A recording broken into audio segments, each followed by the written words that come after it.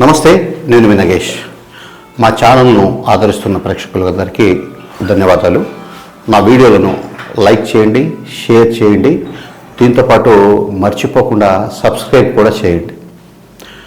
తిరుమల లడ్డూ వ్యవహారం అటు తిరిగి ఇటు తిరిగి ఇది రెండు మతాల మధ్య ఒక వివాదంగా రూపుదిద్దుకుంటూ ఉంది.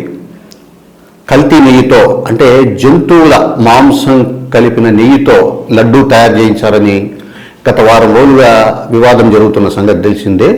ఈ వివాదం నేపథ్యంలో మాజీ ముఖ్యమంత్రి జగన్మోహన్ రెడ్డి నిన్న తిరుపతికి వచ్చి తిరుమలకు చేరుకొని ఈరోజు స్వామివారి దర్శనం చేసుకునేలా షెడ్యూల్ ఖరారైంది. ఈ షెడ్యూల్ ఖరారు తర్వాత జగన్మోహన్ రెడ్డి తిరుమలకు వెళ్ళేటప్పుడు అలిపిరి దగ్గరే నేను హిందూ మతాన్ని, వెంకటేశ్వర స్వామిని పూర్తిగా విశ్వసిస్తున్నానని డిక్లరేషన్ ఇచ్చి పోవాలని చెప్పి భారతీయ జనతా పార్టీ, తెలుగుదేశం, జనసేన డిమాండ్ చేయడం, దీనికి తగ్గట్టుగానే తిరుమల తిరుపతి దేవస్థానం తిరుమల మొత్తం అంటే దర్శనానికి వెళ్ళే మార్గంలో ఎక్కడ చూసినా కూడా అన్య మతస్థులు డిక్లరేషన్ ఇచ్చి వెళ్ళాలి అని ఒక పెద్ద పెద్ద ఫ్లెక్సీలు ఏర్పాటు చేశారు. ఈ రకమైన ఫ్లెక్సీలు టీటీడీ చరిత్రలో ఇంతవరకు ఎప్పుడూ కూడా పెట్టలేదు.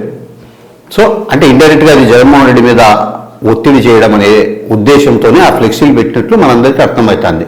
సో నిన్న మధ్యాహ్నం జగన్మోహన్ రెడ్డి రాలేదు, ప్రోగ్రాం రద్దయింది. తిరుమల తిరుపతి దేవస్థానం అధికారులు ఫ్లెక్సీలు కూడా తీసేశారు. సో ఇప్పుడు ఈ డిక్లరేషన్ అనేది పెద్ద వివాదమైన నేపథ్యంలో అసలు ఈ డిక్లరేషను ఎందుకు వచ్చింది, ఎప్పుడు వచ్చింది, ఇది వందల సంవత్సరాలుగా, వేల సంవత్సరాలుగా ఉందా, లేకుంటే ఇటీవలి కాలంలో ఉందనేది ఒక చర్చ జరుగుతూ ఉంది.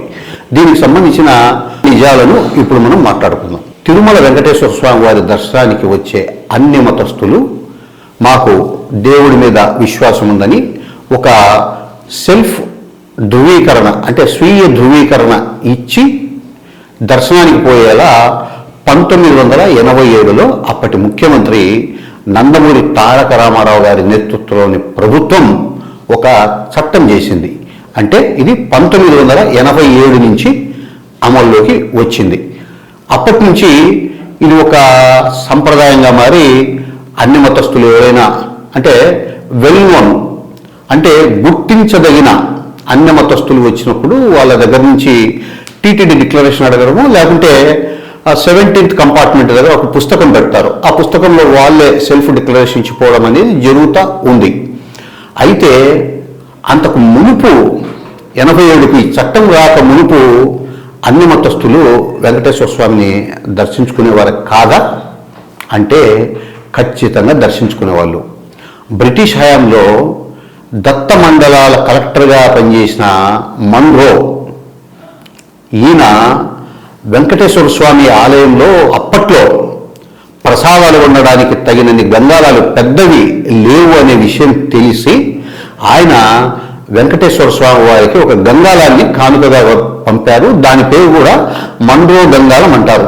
అది తిరుమల శ్రీవారి ఆలయంలో ఇప్పటికి కూడా ఉంది. దాన్ని మన్రో గంగాళం అని పిలుస్తారు. ఆయన క్రిస్టియన్ కూడా స్వామివారికి గంగాళం విరాళంగా ఇచ్చారు, అది వాడుతున్నారు. ఓకే. ఆ తర్వాత లేటెస్ట్గా పివిఆర్కే ప్రసాద్ గారు ఈవోగా పనిచేసేటప్పుడు ఒక విచిత్రకరమైన సంఘటన జరిగింది. ఇది నేను కల్పించి చెబుతున్నది కాదు. పివిఆర్కే ప్రసాద్ గారు చాలా గొప్పవారు, మహానుభావులు. దాదాపు ఆయన తెలివితేటలు, మేధస్సు తిరుమల అభివృద్ధి మీద, స్వామివారి దర్శనాన్ని భక్తులకు సులభతరంగా ఎలా చేయించాలనే దాని మీద మనస్ఫూర్తిగా పనిచేసిన అధికారి. పివిఆర్కే ప్రసాద్ గారు ఈవోగా పనిచేస్తున్నప్పుడు పద్మావతి అతిథి గృహంలో ఒక సుదీర్ఘమైన మీటింగ్లో ఉన్నారు. ఆ మీటింగ్ సారాంశం ఏమంటే వెంకటేశ్వర స్వామి అప్పట్లో అంతా కలిపి ఆయన పనిచేసేటప్పుడు 15 నుంచి 20 వేల మంది భక్తులు మాత్రమే రోజుకు వచ్చేవాళ్ళని చెప్పేసి తెలుస్తూ ఉంది. అప్పట్లో స్వామివారికి సేవలు, భక్తుల దర్శనము, వీఐపీల దర్శనము, వీఐపీలు కూడా అప్పట్లో చాలా లిమిటెడ్గా వచ్చేవాళ్ళు. ఇవన్నీ పోను కూడా కొంచెం టైం మిగులుతూ ఉంది, 1 గంట 2 గంటలు మిగులుతూ ఉంది. దీనికి సంబంధించి ఏదైనా ఒక సేవ, కొత్తగా ఆర్జిత సేవ ప్రవేశపెట్టే అంశం మీద అధికారులతో ఆయన చాలాసార్లు మేధోమథనం చేశారు. ఆ మేధోమథనం చేస్తున్న సమయంలోనే తిరుమల పద్మావతి అతిథి గృహంలో గుంటూరుకి చెందిన ఒక ముస్లిం వ్యక్తి పద్మావతి అతిథి గృహం దగ్గరికి వెళ్ళాడు. అటెండర్తో ఈఓ గారి కోసం ఎవరో వచ్చారని చెప్పి పంపించారు. ఈఓ గారు మీటింగ్లో ఉన్నారు, తర్వాత వచ్చి మాట్లాడతారని అటెండర్ వచ్చి చెప్పడం. గంటన్నర తర్వాత మళ్ళా అటెండర్ పోయి, సార్ ఒక మహమ్మదీయుడు ముస్లిం ఫ్యామిలీతో పాటు వచ్చి మీకోసం ఎదురు చూస్తున్నారని చెబితే పివిఆర్కే ప్రసాద్ గారు మీటింగ్ నుంచి బయటకు వస్తారు. వస్తే ఆ ముస్లిం భక్తుడు ఈవో గారికి ఏం చెప్పారంటే, మా నాన్నకు ఆరోగ్యం అస్సలు బాగలేదు, ఆరోగ్యం బాగైతే వెంకటేశ్వర స్వామికి మేము ఏమైనా ఒక కానుక ఇవ్వాలని చెప్పేసి ముక్కున్నాం, మా నాన్నగారి ఆరోగ్యం బాగైంది, మేము 108 బంగారు పుష్పాలు తెచ్చాం సార్, ఇది దేవుడికి సమర్పించి మా తరపున కూడా దేవుణ్ణి ప్రార్థించండి అని ఆయన చెప్పినట్లు పివిఆర్కే ప్రసాద్ గారు తాను రాసిన సర్వసంభవం అనే పుస్తకంలో క్లియర్గా రాశారు. ఈ ఇన్సిడెంట్తో పివిఆర్కే ప్రసాద్ గారికి మైండ్ బ్లాంక్ అయిందట. సేవ కొత్తది పెట్టాలనుకోవడం, ఆ చర్చ జరుగుతూ ఉండడం, ఒక ముస్లిం వ్యక్తి, అంటే ఇక్కడ ఈ ముస్లిం వ్యక్తి అని ఎందుకు చెప్తున్నా అంటే ఆయన కూడా అన్ని మతస్థుడు, రావడం, బంగారు పుష్పాలు ఇవ్వడం, వాటిని తీసుకోవడం, కొంతకాలానికి వాటినే స్వామివారికి సమర్పిస్తూ అష్టదళ పాద పద్మారాధన అనే ఒక వారపు సేవ, ఆద్యత సేవ ప్రవేశపెట్టారు. అది ఇప్పటికి కూడా కంటిన్యూ అవుతానే ఉంది. ఈ ఇన్సిడెంట్ నేను ఎందుకు చెప్తున్నానంటే, దేవస్థానంలో మతము, అన్యమతము ఇవన్నీ కూడా 87 తర్వాత వచ్చినవే. దేవస్థానం ఇప్పటికి కూడా దాదాపు ఒక 36 నుంచి 40 మంది అన్యమతస్తులు పనిచేస్తున్నారు. సో ఇప్పుడు టీటీడీలో అన్యమతస్తులను నియమించకూడదు అనే ఒక చట్టం వచ్చిన తర్వాత ఇప్పుడు పనిచేస్తూ ఉండే వాళ్ళని నాన్ ఫోకల్ పాయింట్స్లో పెట్టి పనిచేస్తున్నారు. ఇప్పటికి కూడా వాళ్ళు ఉద్యోగం అయితే చేస్తున్నారు. ఇది అప్పట్లో మండో గంగాలాన్ని, ఇప్పుడు లేటెస్ట్గా ఆ మహమ్మదీయ భక్తుడు ఇచ్చిన 108 స్వర్ణ పుష్పాలని కూడా సమర్పించింది అన్ని మతస్థులే. సో ఇదంతా ఎందుకు చెప్తున్నానంటే, మతము మనం గౌరవించాల్సిందే, ఆలయ సంప్రదాయాలను పాటించాల్సిందే. అలాగని ఎవరి మీద ఫోర్సుబుల్గా డిక్లరేషన్ ఇస్తేనే, సంతకం చేస్తేనే దర్శనానికి పంపిస్తామంటే, ఇప్పుడు కూడా దాదాపు ప్రతిరోజు ఒక సుమారు 200 నుంచి 500 మధ్య అన్యమతస్థులు స్వామివారి దర్శనానికి వస్తూనే ఉంటారు. మరి వాళ్ళందరితో కూడా సంతకాలు చేయించాలి కదా అనేది ఒక వర్గం లేవనెత్తుతున్న ప్రశ్న. సో అంతమందిని గుర్తించడం సాధ్యం కాదు కాబట్టి మేము పంపిస్తున్నామని టీటీడీ చెబుతుండే సమాధానం. ఇవి రెండు కూడా మనం యాక్సెప్ట్ చేయాల్సిందే. అయితే ఈ డిక్లరేషన్ అనేది ఒక రాజకీయ అంశంగా మారిపోవడం అనేదే ఇప్పుడు స్వామివారి భక్తులను కలవరపెడుతున్న ఒక విషయం. నిజంగా కూడా ప్రభుత్వం చెప్తున్నట్లు ఏ ఆలయానికి పోతే ఆ ఆలయ సంప్రదాయాలను గౌరవించాలా, సంతకం పెట్టాలా, ఇది ఓకే, దీన్ని ఎవరైనా యాక్సెప్ట్ చేయాల్సిందే. బట్ రాజకీయ వివాదం లేవనెత్తి ఈ డిక్లరేషన్ అంశాన్ని తెర మీదకు తేవడం అనేది ఒక ఇబ్బందికరమైన వాతావరణాన్ని తిరుమలలో కానీ శ్రీవారి భక్తుల్లో కానీ సృష్టిస్తోంది. ముఖ్యమంత్రి గారు ఏమంటారు, జగన్మోహన్ రెడ్డిని సంతకం పెట్టి దర్శనానికి పొమ్మని చెప్పండి అంటారు. జగన్మోహన్ రెడ్డి గారు ఏమంటారు, నేను ఆల్రెడీ వెంకటేశ్వర స్వామిని విశ్వసిస్తున్నాను, ఆయన మీద నాకు నమ్మకం ఉంది కాబట్టి ఆల్రెడీ నేను 6 సార్లు స్వామివారికి పట్టు వస్త్రాలు సమర్పించాను ప్రభుత్వం తరఫున. నా పాదయాత్ర ప్రారంభ సమయంలో, పాదయాత్ర ముగిశాక ప్రతిపక్ష నేతగా నేను స్వామివారిని దర్శించుకున్నా.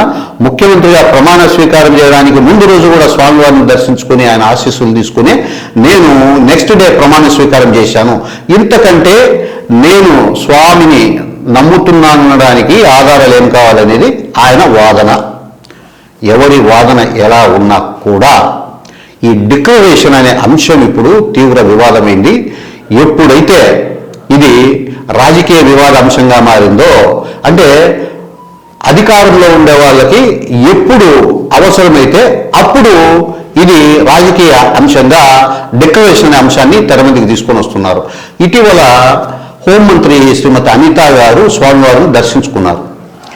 ఆమె 2014-19 మధ్యలో తెలుగుదేశం పార్టీ వేసిన టీటీడీ పాలక మండలి నియామకంలో అనిత గారిని ఒక సభ్యురాలిగా వేశారు. అప్పుడు ఆమె క్రిస్టియన్ అనేది ఒక అంశం తెర మీదకి వచ్చి వివాదమైంది. ఆమె బైబిల్ పట్టుకొని నేను క్రిస్టియన్ అని చెప్పిన ఒక వీడియోలు సోషల్ మీడియాలో చక్కర్లు కొట్టడంతో రాష్ట్ర ప్రభుత్వం ఆమె క్రిస్టియన్ అని నిర్ణయించుకొని బోర్డు సభ్యుల నుంచి తొలగించింది ఆమెను. ఆ తర్వాత ఇప్పుడు ఆమె హోంమంత్రిగా వస్తే ఆమె డిక్లరేషన్ ఇవ్వకుండానే దర్శనానికి పోయారు. ఇది వైఎస్ఆర్ కాంగ్రెస్ పార్టీ లేవనెత్తుతున్న ఒక అభ్యంతరం. ఆమెను డిక్లరేషన్ ఎందుకు అడగడం లేదు, ఎందుకు అడగలేదు అనేది వాళ్ళు లేవనెత్తుతున్న ప్రశ్న. అంటే ఏ తర్వాత చూస్తే అధికారంలో తెలుగుదేశం ఉన్నా, కాంగ్రెస్ ఉన్నా, వైఎస్ఆర్ కాంగ్రెస్ ఉన్నా, ఎవరు ఉన్నా కూడా శ్రీవారి ఆలయానికి సంబంధించిన డిక్లరేషన్ అనేది అధికారంలో ఉండే వాళ్ళకు అవసరం లేదు. ఎవరైతే ప్రతిపక్షంలో ఉన్నారో వాళ్ళకే వర్తిస్తుంది అనే ఒక పరిస్థితిని తీసుకొచ్చి పెట్టారు.